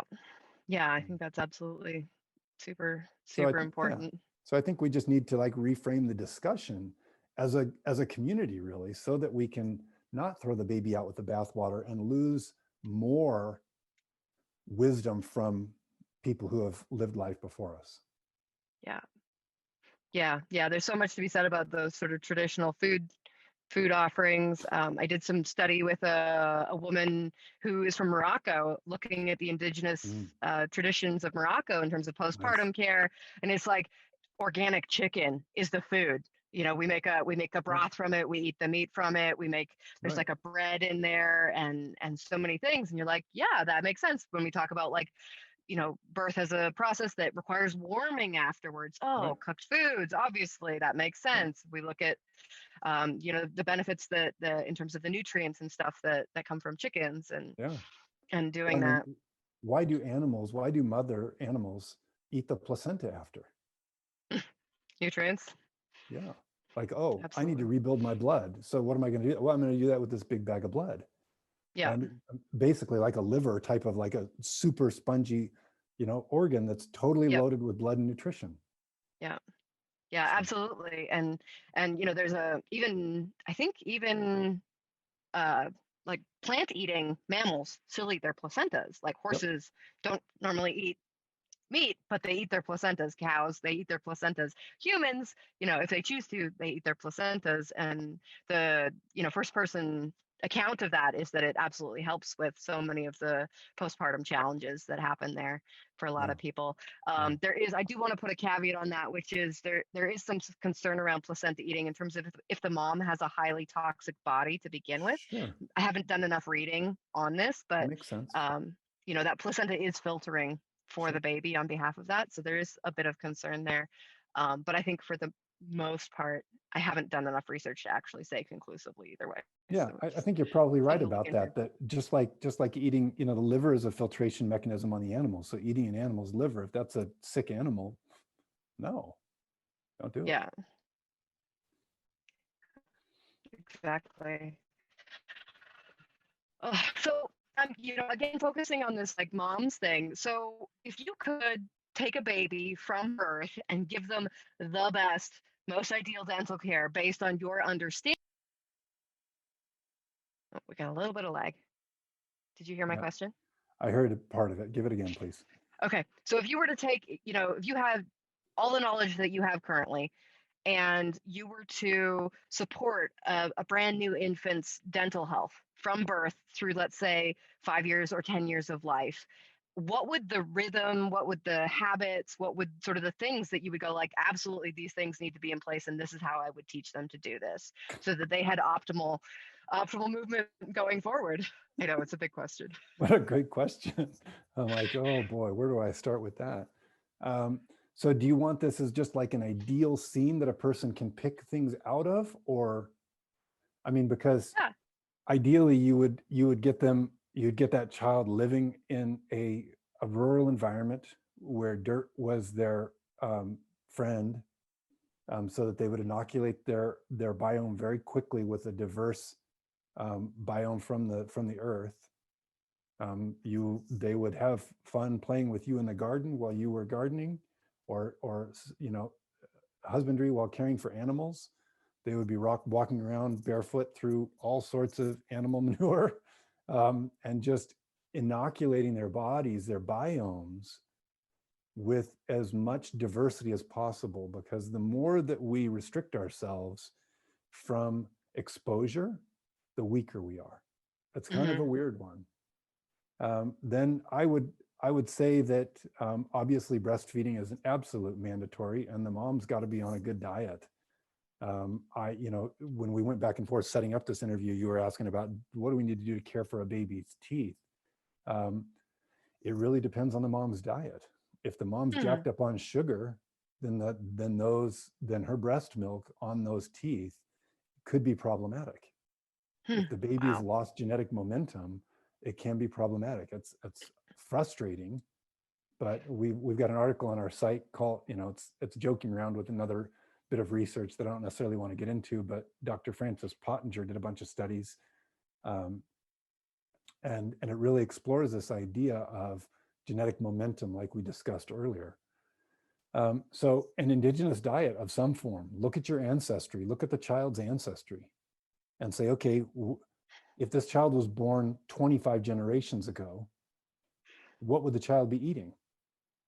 And feed them that. And so much cabbage. There you go. And I'll bet you, and it wasn't raw. I can tell you that right now. Oh, it's fermented for sure. Yeah. So that's what I would say. Get them away from Wi-Fi. Keep a device out of their hands. Do not put a device in a child's hand as a babysitter, despite all the temptations from the world to do it. Delay that. The device will end up in their hands, and the longer that we can push that out, the better. And teach them moderation from your own life experience. It's like we'll get outreach from moms saying like, what do I do about my kid's teeth? And the whole idea of, should I pin my child down versus not? How important is it to brush? I'm like, God, don't pin the child down. You're going to establish such a negative association with the idea, and then they're going to grow up. No wonder all of us hate dentists. It's like. I witnessed my cousin do this, and like, bless her, no harsh feelings there, but just like bedtime with teeth brushing was just this explosion of crying fits. And even myself, like I used to say, Alex, do you want to do the easy way or the hard way?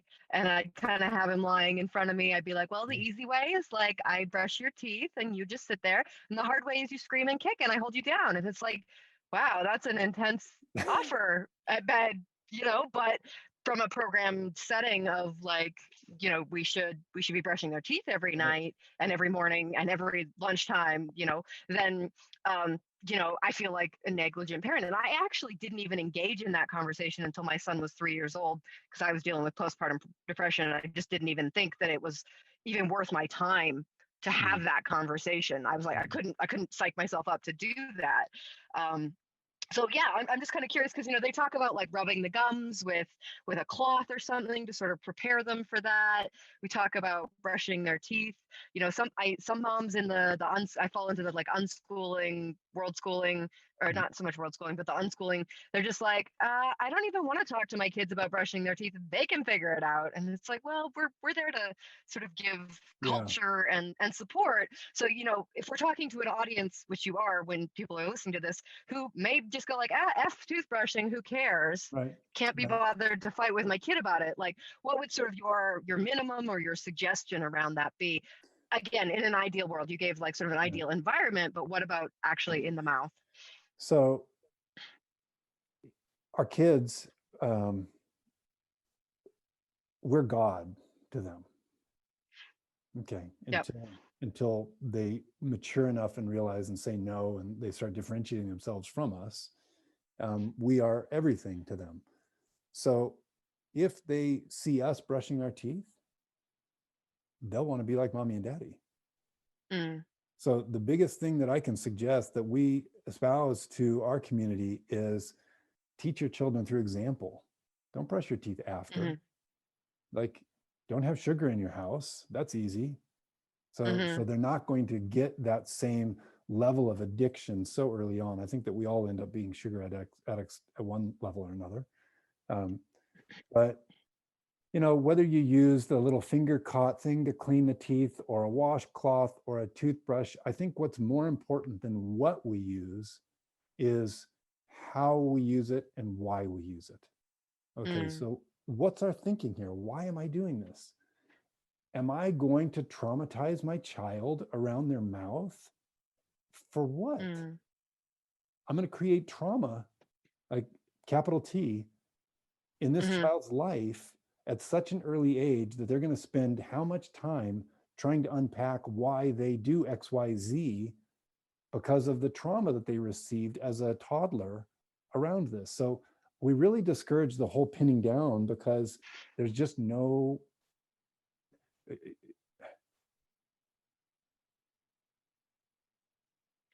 Because it breaks that God complex. It's like, why would God pin me down and make me terrified, right? Yeah, you're winning the battle, but you're losing the war. It's like there's no sense to it. So rather than that, slow down, brush your teeth. It's like, hey, I'm going to brush my teeth. You want to brush your teeth? And hey, would you like to brush my teeth some? Okay, be careful. And I'll brush your teeth. We'll trade. So now you get consent to go into your child's mouth and play around there. And when they want to stop, stop. It's a marathon. Yeah. It's not a sprint. Absolutely. Right? Establish a healthy habit, establish a healthy association around the idea, and it'll be very simple for them.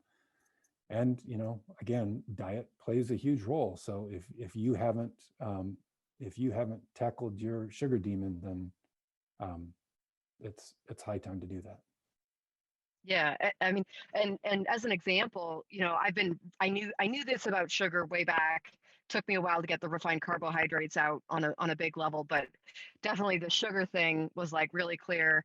And so my son has been raised primarily without a lot of refined sugar. We talk about how it hurts our teeth. We have conversations around that. We talk about thug bugs and sort of good bacteria and how sugar feeds the thug bugs, and we don't want to hurt our good bacteria, and we want to take good care of our bodies. And he's internalized a lot of that to the point where he will say no to cake. He'll say no to, candy. Halloween comes. He goes, not that interested in it. Like, what are they, last Halloween, we spent time like pulling the candy that we went and got apart to see what it looked like more than wanting to taste it. He's like, oh, I'll try this tiny bit. He's like, actually, that tastes really gross, puts it down, which I feel really proud about. But teeth brushing has been definitely a challenge for us. And to the point where like I can get him to brush his teeth, but not with toothpaste. Interesting. I can't remember even why I started the story. You were like, get your sugar, but what I've seen is that compared to kids his age who put a lot of sugar in their diets, his teeth are in impeccable condition. They're not in the impeccable is too strong of a word. They're in good condition, but he doesn't have that cavitation. He hasn't been to the dentist 5 times to have teeth pulled like some of his his friends who are the same age as him, who have those issues. And I go, okay, well, at least by working with the diet, I can do the sort of the baseline preventative stuff that we talked about so much more in the earlier parts of this call. And so then I go, okay, well, then we can be a little bit more lax with the toothbrushing. And I I'd agree. love to, I think this is you agree. Oh, Yeah. great. I like relax in so many parts myself. Thank you. Yeah. Yeah. I think that oral hygiene has its place, and the relative importance is in an inverse proportion to one's terrain, one's Mm, microbiomes. If you are putting junk in your system, then your need for preventative tools like oral hygiene goes up. Now, there's always a place for oral hygiene. I eat a pretty darn good diet and I still brush my teeth. hmm I don't go to get my tooth cleaning and, la la la like that, because I don't see the benefit of it. hmm I don't need to, right? Because I maintain a high enough level of vitality and energy that I don't need that much intervention. hmm So I want Yeah. to bring up one other point, Elena, that Yep. you just reminded me of that I think is really crucial here.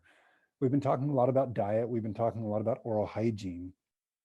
We did a video tutorial not too long ago now, maybe a year ago or so, that talks about how to straighten your teeth without braces. In particular, it talks about for both adults and children. If you are going to do anything on our site, please go watch this video and just get an idea of what's possible.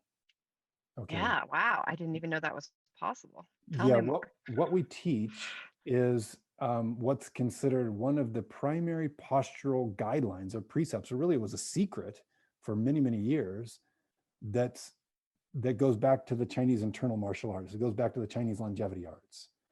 And the hmm technique is to simply put your tongue into the home position in your mouth. Now, where's home? If you don't know where home is, go watch this video, because it's crucially important that not only you get the practice of this, but also that your child does. Because if your child learns how to do this now, it's not just straight teeth that they will have as a result.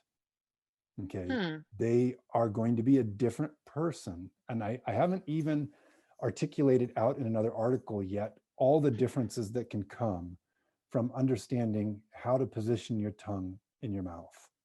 Hmm. Um, every mystical tradition around the world teaches this. It's just profoundly important. I'll make sure to get you a link so that you can post it in the show notes.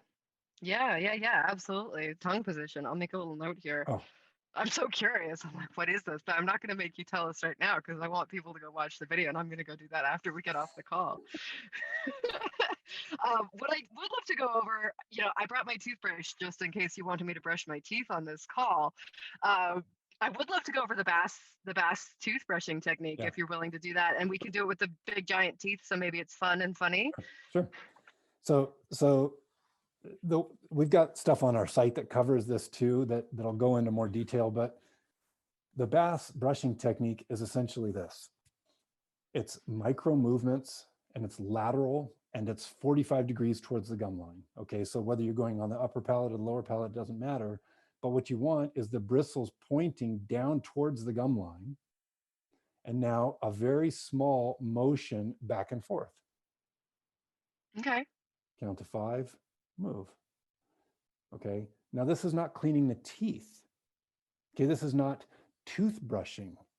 This is actually disrupting and disorganizing the pathogenic, or the thug bugs in general, the microorganisms, whether they're probiotic or pathogenic.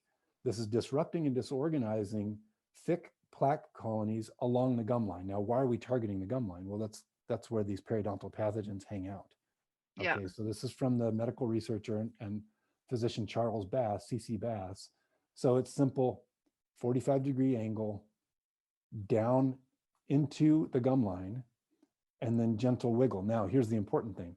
Most of us do zombie brushing. Right. Yeah. We hold the brush with a fist, like a toddler does. Like we all learned how to brush our teeth when we're 3. So Yeah. this is how I brush my teeth, right? And the joke that I make is like, when you sign a check, do you use a crayon? No, right? Yeah, I'm going to sign a check now. Hold on. So we never come back and revisit this idea of toothbrushing. Well, here's the way to brush your teeth like an adult. Okay. You hold the toothbrush like the fine instrument it is, like maybe a violin bow. Okay. I'm going to go play the violin for a little while on my teeth. I'm not scrubbing grout line.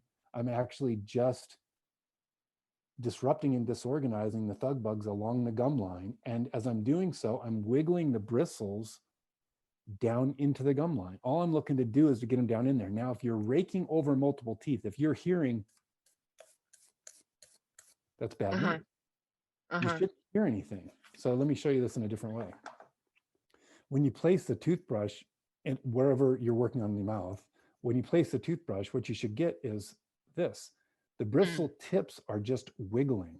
They're not raking over something. They're being placed and going diggle, diggle, diggle, and you're just playing with them, jiggling them down to that spot. You're going down, you're wiggling into the gum line. And then you 5 seconds, count to 5, reposition, reposition around the mouth, of course, on the inside too, and top and bottom too, and around the back of any of your last teeth, wisdom tooth or whatever. It can be tougher to get to, but get around the back of the, because there's gum pockets 360 degrees around each of our teeth. So what we're looking to do is to wiggle the bristles. Now, an important distinction here is most toothbrushes, and this is straight out of the research of Dr. Bass, most toothbrushes have too many bristles in them. So if I can show you this, I don't know if it'll pick it up or not. There's not a lot of bristles here. Okay, the bristle. No, it's like maybe half of what. Well, I mean, I maybe mistakenly got the mini bristled one because it was familiar to me from your site, but I understood there was some difference, but not enough to actually go like, okay, I'm going to get this weird looking toothbrush. So explain to me why. Well, more bristles just mash around the teeth instead of they're spread out to where now when I do this technique, they can wiggle down and get in between our teeth into the gum line. That's what we're trying to do. Okay, so we have 2 main videos on our site on the subject of oral hygiene, drill down into brushing. We've got how to reduce your teeth, or how to brush your teeth to reduce gum disease. That's talking the Bass brushing technique. And then how to brush your teeth to reduce tooth decay. And we teach a different technique there. Why? Well, because it's a different technique. What do you want to clean your teeth to be able to prevent tooth decay?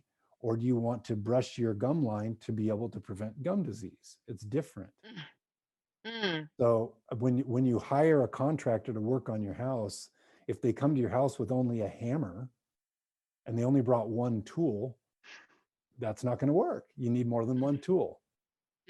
So that's why we have 2 different brushes on our site. We've got the Bass brush technique, or the Bass brush, which has 3 rows of bristles. And then we have a 4 row as well, which is a little bit nicer to be able to clean the teeth with.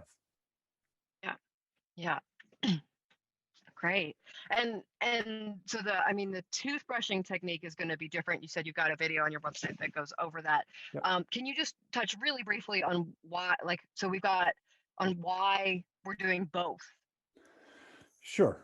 So gum disease is a disease of the gum line.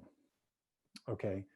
Most of us think about brushing our teeth as cleaning mostly the crown of the tooth, right? So again, if this is my tooth and this is the gum line, this is the gum tissue, my tooth is much too long. There's a lot of receding gums there. A lot of receding gums, Most of us think about just brushing the surface of the tooth. Well, that's fine. If you're tooth to avoid tooth decay. Okay, now by the way, kids, there is a pattern to tooth decay. So we want to focus on the chewing surface on children. Okay. And then as adults, we don't get so many cavities on the chewing surface, but we get more cavities between the teeth or on the sides of the teeth, in particular on the outside, on the cheek side of our teeth. And so we want to be mindful of that. That's why flossing can be helpful, just to disrupt and disorganize the bugs between our teeth to again, thin the biofilm. That's the name of the game. Thin the plaque. Right. Okay. So you brush your tooth to avoid tooth decay, to help avoid well, let me back that up. You brush your teeth to thin the biofilm on your teeth to reduce the likelihood of the main thug bug strep mutans that is responsible for tooth decay from proliferating on the tooth. Right. And then you brush the gum line to avoid bleeding gums, bad breath, receding gums, tooth loss, and all the inflammatory diseases that gum disease is the precursor to. Does that get it? Yeah. Cool. Yeah, absolutely. Thank you. Thank you Yeah, so yeah, much. of course. It's just like, yeah, I feel so saturated with knowledge in this moment. It's like, We came in pretty fast there for sure. So yeah, if I can close with one yeah, idea, if you're cool with that. yeah. We've talked a lot about the idea of consuming, right? Whether what are we consuming through our mouths? What are we consuming with our minds? One thing we want to put out there is that our mouths go two ways.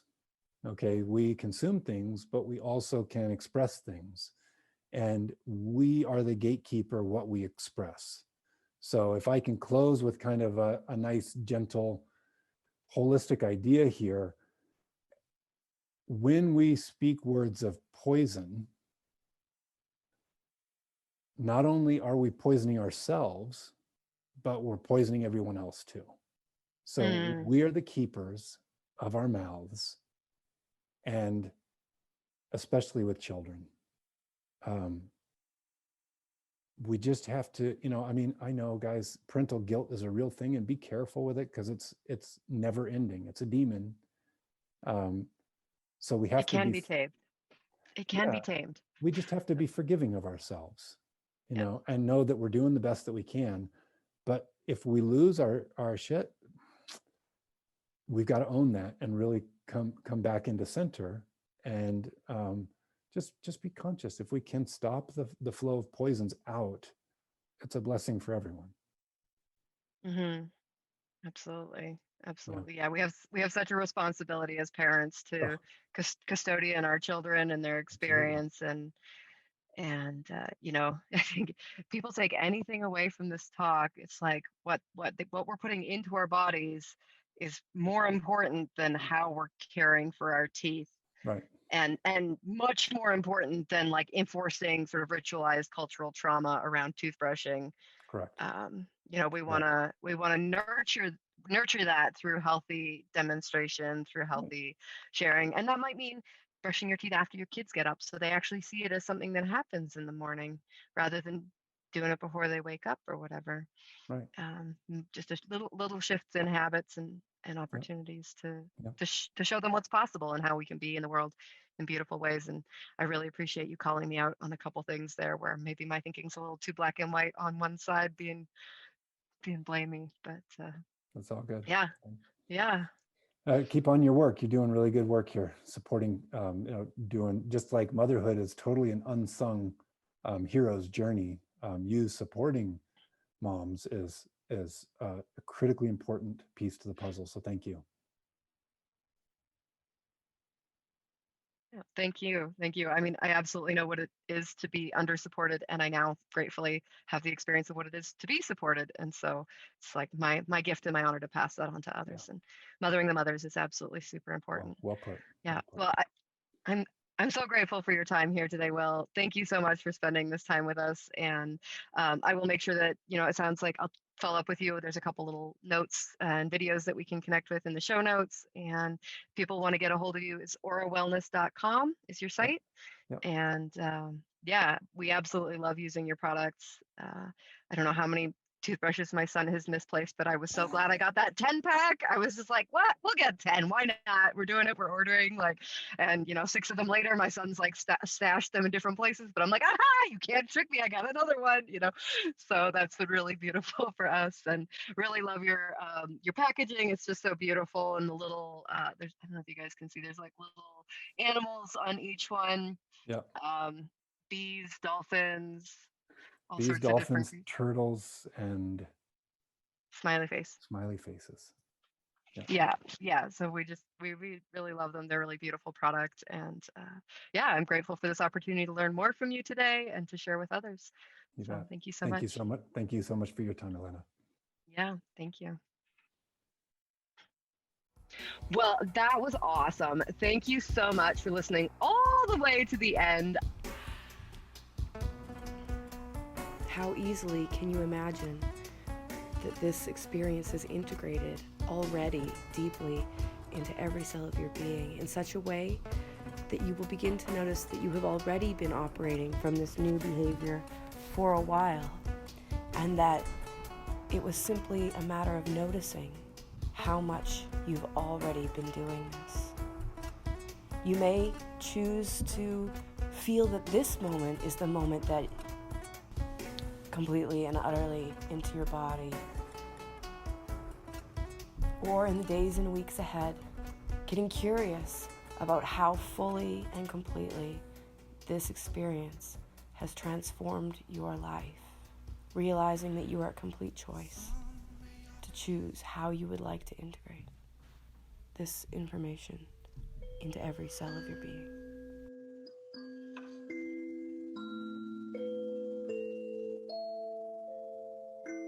Thank you so much for being a part of the Joygasmic Life podcast. And I am so grateful to have you here and be a part of it. If you haven't already, head over to joygasm.me to check out our Joygasmic Birth Blueprint ebook and course, which give you all of the information that you need to become a Joygasmic mama, whether you are postpartum or whether you're expecting your first baby. This course absolutely has tips and tricks for you that will help prepare you for birth, prepare you for the birth of your next child, and prepare you for peaceful and joygasmic mothering on the other side. So absolutely. The way that we do one thing is the way that we do everything. And so by utilizing and beginning to build a practice of joygasmic alchemy, you will absolutely become a better mother and hold space, as I am and as many, many women are, for the enlightenment of the planet. We do that first by working on ourselves and then offering that support and that enlightened nature within ourselves to our families. And then from there, it ripples out. So if you haven't already checked that out, go check that out now. Again, it's joygasm.me. We've also got courses on rescuing your relationship, bulletproof mom, how to be able to handle even the most intense toddler or special needs child later on in life, as well as a multitude of new courses that are coming out. We're absolutely grateful to get to have you as a part of that. And remember, anyone who participates in the funding of the podcast absolutely gets a membership access, which allows you to access the bonus features, the ends of some of our episodes, exercises from our guests, as well as featured free content from them. So super glad to have all of you who are a part of that already here. And thank you so much for being a part of the Joygasmic Life family. If I could leave you with only one tip for how to be an orgasmic, joygasmic mama in this world, the invite would be to really step into and embody the knowledge that you are actually here for a reason, and that reason is to be an enlightened being for your family. They chose you for a reason. They chose you on this consciousness journey for a reason. And you absolutely have the tools and skills to be able to do this. If you're struggling, please reach out. I am more than happy to help people rewire what's going on in their brain, create a new story, and create a more powerful experience so you can be the kind of mama for your kids that you really have dreamed of. You absolutely deserve it, and your children absolutely deserve it. I look forward to getting to know you more, and I look forward to co-creating through the membership content. Have a beautiful day, and we'll see you on the next podcast.